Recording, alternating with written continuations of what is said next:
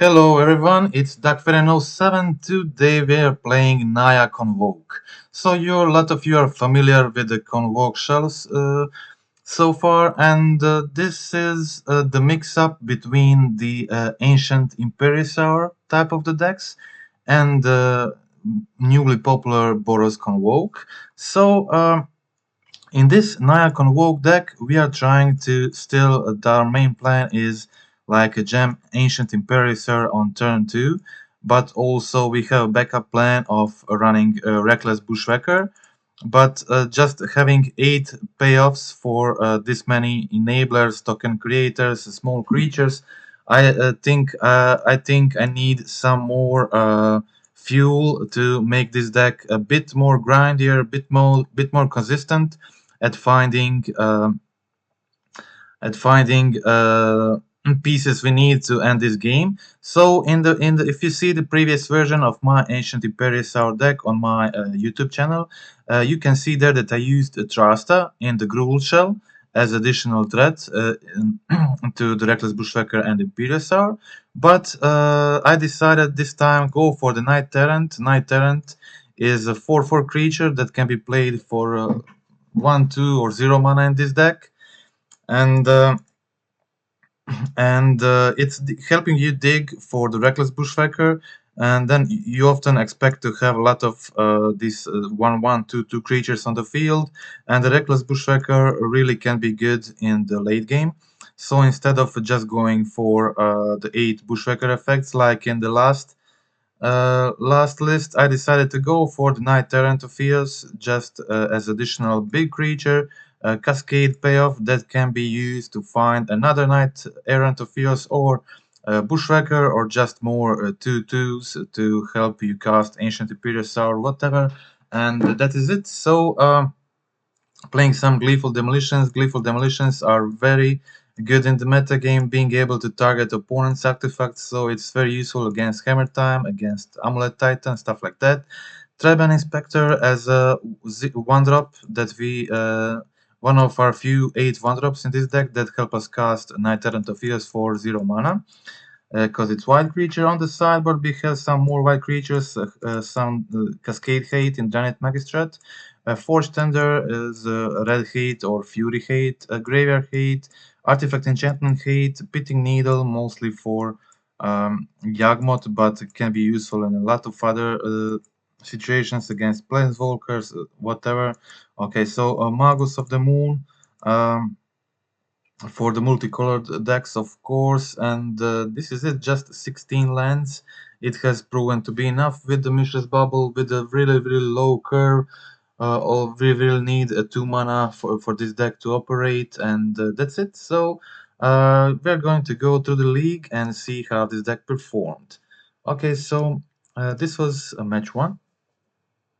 Let's start with this. So I ended up league with a 4-1, with a close loss to the Proves. So I had Gleeful Demolition on turn 1. I decided to sack Ornithopter to get 3 tokens, then played double bubble, hoping to find a land, of course, to cast rest of my spells. Opponent goes for the Epicure.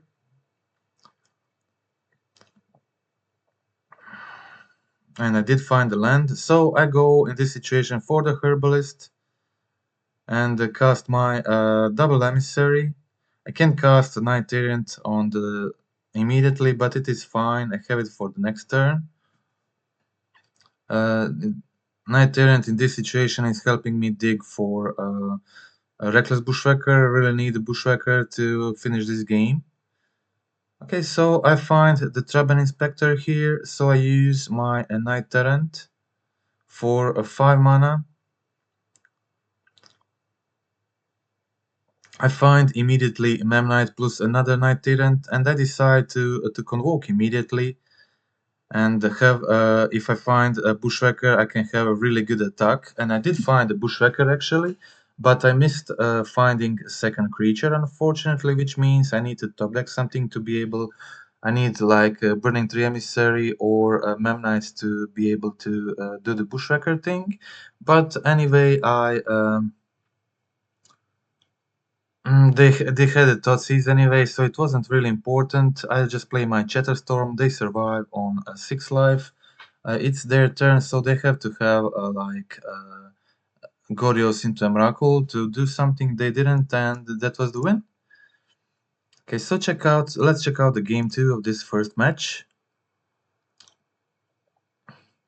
I had a Rest in Peace, so that was the reason to keep this hand. I had a very slow Imperiusar, but yeah, Rest in Peace is pretty good. I also went for the bubble, helping me dig for stuff I need, and I did find a Gleeful Demolition, which is very good. I can use it to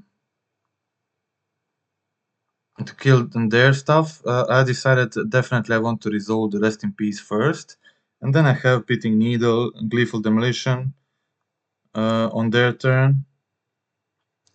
So opponent finds the cookbook, and if I remember right, I think the only solution for the Rest in Peace in their deck is one of Haywire Might from the side. And this was a pretty brutal hand. I had everything, Pitting Needle for the cookbook, Gleeful Demolition to make tokens, which means next turn I can go for the Imperious Hour. I have Rest in Peace on the field, which locked the cookbook. So I just go for the Imperious Hour, of course. Cast my 2 mana 16/16 guy. Cast another Inspector, and just put land tapped. And my opponent is as good as dead next turn. Of course, the best thing they can have at this position is Kragenwick. So they need the Kragenwick to survive here. I go for the double draw and attack with everything. So they need to sack food to survive here on 3 life.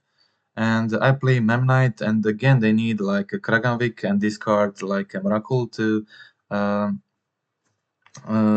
win, but they didn't find the fourth land, or maybe they didn't have anything. So that was the game. Pretty quick games against Kragenwick Reanimator. Okay, so let's go check out the wins first, and then we'll watch the defeat against Prowess. It was a pretty close game, but they play first and they have a lot of solutions for my creatures, lot of removal, and I didn't have a good hand, so that was it. Okay, so here opponent started with Dragavan. I didn't have an answer for a turn 1 Dragavan. And opponent actually finds Gleeful Demolition from top of my deck, which is really really cool actually. Like they just get 3 tokens for such a low cost. But yeah, I had next turn. I had now Chatterstorm, so I was able to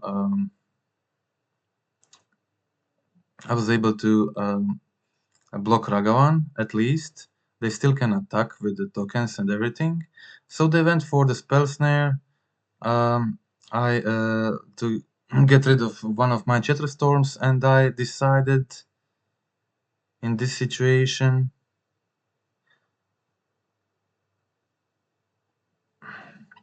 to go for the Gleeful Demolition. I was sure they don't have a removal, but just Counterspell, which was okay for me. I got one more token here, and now I have the Imperiusar for the next turn. Unless they have a Counterspell, they're in a pretty bad situation. Also, I'm 1 mana short. I can like cast the Bushwhacker, but then I must tap it. So there's no point in doing this. I'd rather just hold the Bushwhacker in hand for the next turn. I didn't play. I could have played this better. I could have left Ornithopter untapped so it can block the Murktide Regent. Actually, if they had a bolt in hand, they could have killed me. But yeah, I should have just left the Ornithopter untapped and played the Imperiusar as a 14/14. But it was fine. Opponent didn't have anything, and they conceded the game. But yeah, leaving the Ornithopter untapped was definitely more secure play in that situation.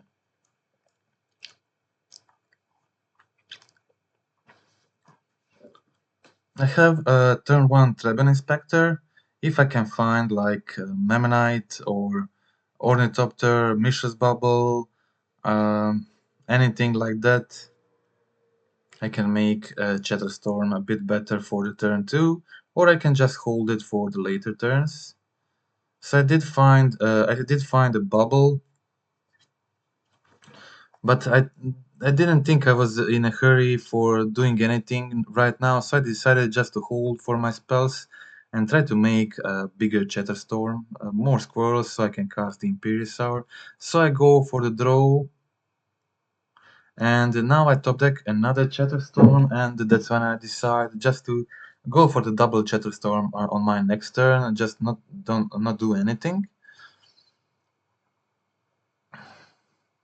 Opponent goes for the Shredder, and I find another free spell for this turn, so now I go for it definitely. I played Bubble, I played the Memnite, played the Ornithopter, then go double Chatterstorm and try to resolve the Imperious Hour. Pretty good. Yeah, so I resolve 4 Chatterstorms. I could have actually played the Imperious Hour first, then I would get the extra token from the second Chatterstorm. Maybe that was a better play. It could be relevant in some situations, but they would like definitely counterspell my Imperious Hour. Then I would play like a second Chatterstorm and get 2 more tokens, which is definitely better. But yeah, so now I went for the Imperious Hour, and of course they wanted to counterspell that, but now I had like 9 squirrel tokens plus 3 more creatures, so pretty good situation for me. Opponent goes for iteration, then goes for the consider, plays the heat, kills my flyer, and just passes the turn, leaving me on 10 life. I go for the Imperious Hour. My opponent has only 1 mana untapped, so I resolve it. I resolve my 2020 guy, and they just concede the game. They don't have an answer for that, so that's it.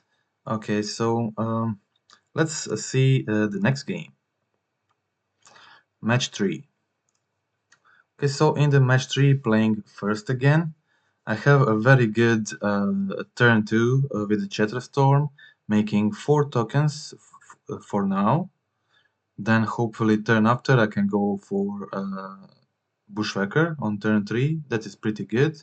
I go for the Foundry here, so I can go for the basic forest. On my turn 2, also find another Memnite for 5 Chatterstorm tokens, which is just brutal. Pretty brutal, so if you don't do anything but this, you can win a lot of games.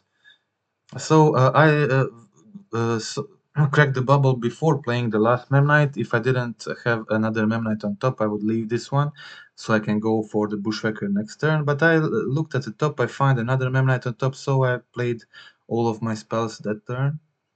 Opponent goes for the Blaze. I didn't have a lethal swingback, so I decided to block with 2 of those guys. Play the Memnite, play the Bushwhacker, give a +1 to all of my creatures, attack with everything, leaving my opponent on 6 life, and have like pretty secure lethal for the next turn. And I'm on 13 life, which is definitely too much for the opponent, and they just decide to like, this game is over, didn't bother killing my creatures to survive, and that was the game. Okay, so that was game 1 against Burn. Let's check out the game 2. Okay, so this hand is definitely keepable. If I can get like Chatterstorm, it can be pretty good. I look at the top card, I decide to shuffle, then I play the Treben Inspector and just pass the turn. After cracking the first bubble, I decide I want to play my second bubble before they play Eidolon or something like that. It was good decision because my opponent played the Eidolon turn after. So I went for the forest again, play double herbalist. Playing double herbalist, and I think I cracked the clue token. So this way I have blockers for their Eidolon. I'm on a 12 life, and my opponent goes for the second Eidolon, and I'm like pretty close to casting the Imperious Hour, and I find the Knight Errant here in this situation, which was a perfect top deck. So I was able to play the Errant, play the land tapped, have a good attacker and blocker, and play land tapped and have the ability to cast the Imperious Hour on the next turn. Opponent suspends the Rift Bolt, and I just go for the every spell costing me 4 life here. So in this situation, I just decide to cast my Imperious Hour, have a blocker for the next turn. So in case if my opponent doesn't kill me, they definitely dead. So I just attack with everything and yeah, kill my opponent. That's more than enough. So that was very quick games um, against Burn, and we can now go to the last win of this league, and then we'll watch the defeat last. A pretty close league to the trophy. Too bad it didn't work out. It was pretty close though. So this is pretty good hand, and my opponent went for the Tutsis. They obviously don't have much experience playing against this deck because I mean, yeah, this is the perk of playing the deck that opponent has never played against before, because they discard a Gleeful Demolition and much better target was Chatterstorm. So my opponent goes for the Gleeful Demolition, so I was able to go for Chatterstorm for 3.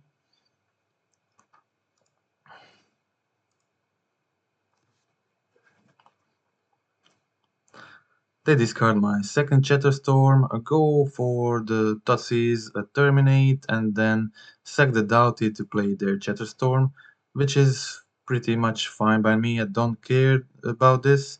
And I've top decked the Imperious Hour, which was perfect top deck. And I cast my Imperious Hour as a 16/16 creature. And Wreck Blast Scam deck doesn't have a solution for this guy, so that is quick concede. Let's check out the next game. A lot of decks just really don't have a solution for the Imperious Hour. Okay, so I went for Mulligan to 6 here. I kept a double Stomping Ground, so I really needed a white source. But otherwise, like, it was a cool hand, and I made a very good decision here. This was very important. So I didn't play my Mish's Bubble. I kept the Mish's Bubble to trigger the Revolt for the Herbalist, and I top decked the Chatterstorm, so I was really rewarded for doing this. I cast my Mish's Bubble to trigger Revolt. I get 2 mana from the Herbalist, play the Chatterstorm. Now I get the 3 Squirrel tokens, and now I'm in a situation where I can like do stuff. So if I get I'm drawing 2 cards.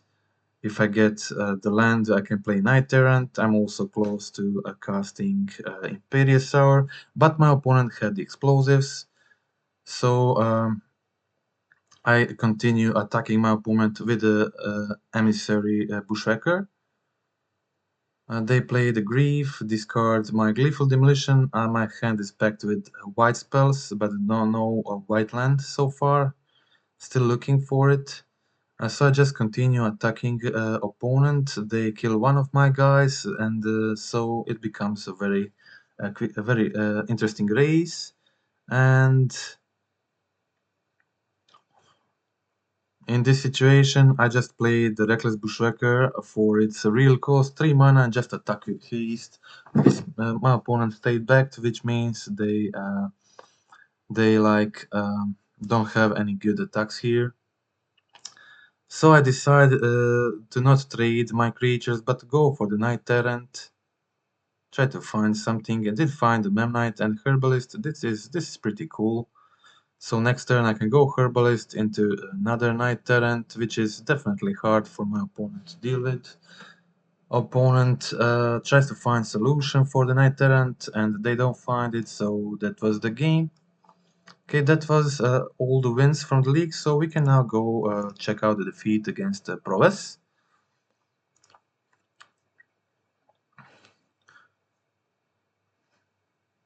So, pretty good start, obviously, but didn't have a second land. I did have Mishra's Bubble. I decided to use it immediately in hope of finding a second land.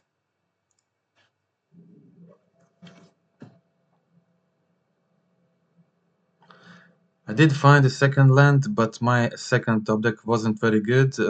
Reckless Bushwhacker definitely wasn't what I needed. So, I just cast a Chatterstorm here to make a 1 squirrel and hoping to get to the Imperious Sour mana. But yeah, I really needed a better top deck than this Reckless Bushwhacker. It was really important for the game, and now my opponent was able to cast Unholy Heat, Bolt, kill my tokens, and this meant that this is too late. Too late for me to do almost anything. So yeah, that was game one. Just I needed a good top deck at that point. Didn't get it, and that this decided the game. So I had mulligan to 6, keeping a 1-lander. Went for the Foundry because I have the Gleeful Demolition plus Traben Inspector.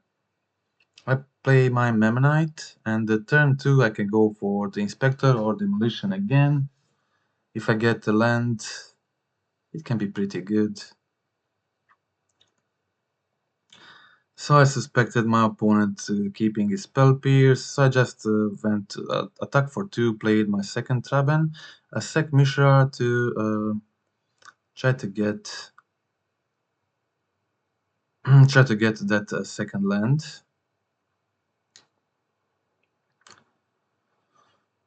Yeah, so this was a brain fart here. I thought like I can play like Imperial in my head or something, so I failed here and I wasn't able to cast my Traben Inspector, which almost costed me the game. Yeah, if I just played the Traben Inspector last turn, I could have cast the Imperious Hour immediately, which would completely change the game. But now, after that mistake, I needed. I was okay because my opponent was low on cards, and they really needed. They weren't able to deal with Imperious Hour, so I just needed to survive this turn and like kill my opponent.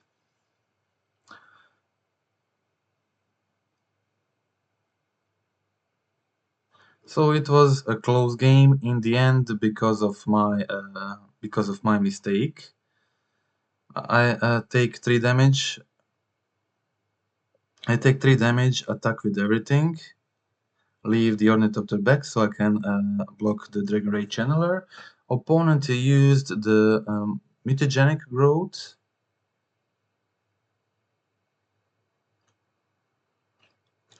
And the Lightning Bolt. And to bolt me face and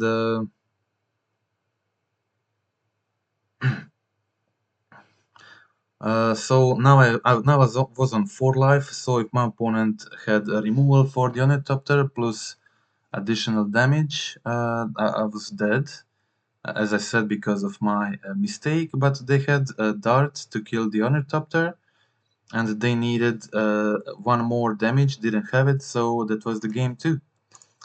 It ended up being a very close game because I made a mistake at that turn, not being able to cast the Trouble Inspector. And the game 3, I went mulligan to 5 cards, not getting land in the first 2. So I kept 2 lands, Imperial Sour, Herbalist. It was a decent hand. If this was like 6 if this was like 6-7 cards hand, it would be pretty good. My opponent also had a pretty slow start, but I ended up top decking 2 lands from the top.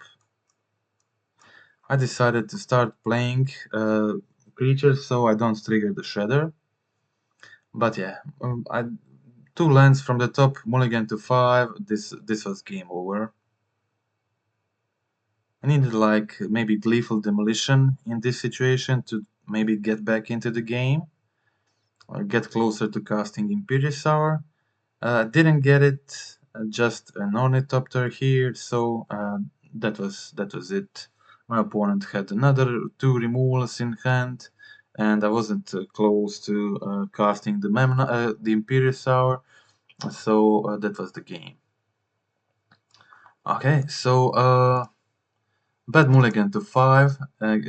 Proves is like the one of the few decks that is good and with the main board against this deck, because they have a lot of removals, like Lava Dart is very good.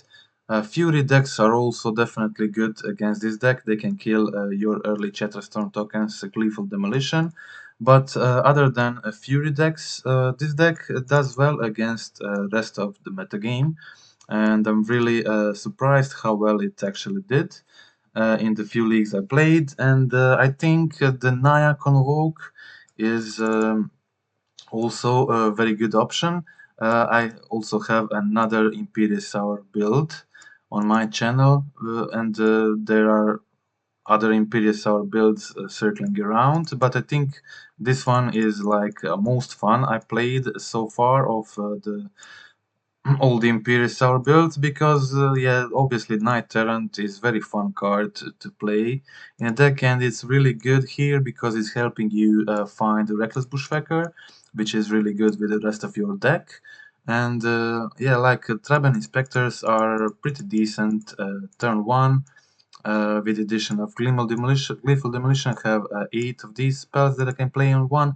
And then on turn 2, you are trying to do your biggest stuff, like casting the Herbalists, Emissaries, all the free spells. All of these spells are free, so 24 free spells you're able to cast on a turn 2 to make a Chatterstorm, or to play Bushwhacker, or immediately cast a Knight Tyrant to Fias, or your sideboard cards, whatever. So far, this worked pretty well, and I'm really happy with the build. And yeah, excited to play more of this. It's a very fun deck, but obviously it's a lot of when playing these Imperious Hour decks, it's really luck dependent on your draws, and yeah, sometimes you'll mulligan to 5 because you play like 16 lands in your deck, and you will lose like in this last match. But overall, when you're keeping like uh, when you're keeping medium 7 cards, or really good 7 starting cards, I think you're very favored to win game 1 against most of the metagame. Of course, this is not Pioneer, and people play Fury here, and yeah, so it's a bit harder for this deck to succeed, but it's still very good. That was my thought. Why I wanted to have Ancient Imperious Hour here. This is a threat you can play early that beats the Fury, and the Fury can do anything to this. So even if you have like just 2-3 creatures on the field, you can play this for 4 mana, 5 whatever, and just make this a 10-10, a 12-12, and it will still be very hard for opponent to deal with. So I think it's a very good threat for the modern metagame. Ancient Imperious Hour, I think I really want to play this deck with Imperious Hour, and not just the small creatures which die helplessly to Fury. This is the reason why I play less Forge Tenders in this sideboard. Forge Tender is still good, but I want some other pieces too. And that's it. So hope you like the video, hope you like the gameplay. If you want to help the channel, click like, click subscribe, comment in the video, and comment. I am interested to see the comments, like how do you like the Imperious Hour build of this Naya Convoke in comparison to the all the Boros Convokes builds circling around. And that's it for today. Goodbye.